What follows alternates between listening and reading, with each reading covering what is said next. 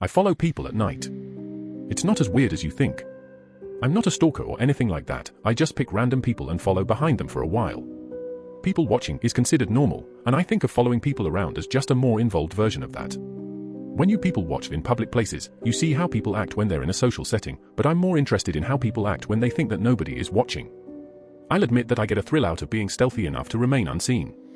It's like a game to me, staying just far enough away and in the shadows to avoid detection. Usually, though, people do realize that they're being followed.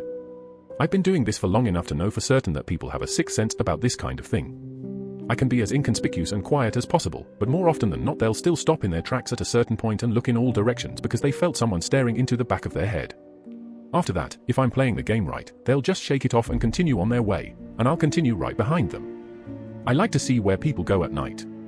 I'll follow people to bars, clubs, hotels, parks, convenience stores, or whatever, and peek through the windows to see what they're buying or who they're talking to. Sometimes I'll wait outside, watching, for hours until they leave again, and then I take up the chase all over again.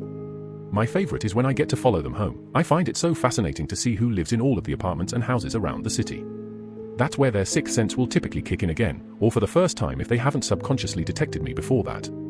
Something about standing on the doorstep and fumbling for the keys makes people acutely aware of strangers who may be watching from afar. A couple of weeks ago, I spotted a beautiful girl as the sun was setting. I follow all kinds of people, I don't just creep on women all of the time, but she was so pretty that I found it impossible to resist staying on her tail.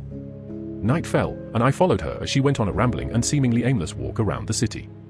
It was especially hard to keep myself from being seen. She was more paranoid than most of my subjects, her head was around her shoulder and looking suspiciously around every few minutes. I laughed to myself after a while, she was no match for me. I had been doing this for so long that I didn't think that there was a chance I could be spotted. That was until we arrived at her doorstep. She lived in a rundown house on the edge of town. The neighborhood was in near total darkness except for when the streetlights would flicker on for just a single moment every minute or so. I had bad luck that night, she got paranoid and checked her peripherals right as the lights flickered, and she saw me crouching behind a bush.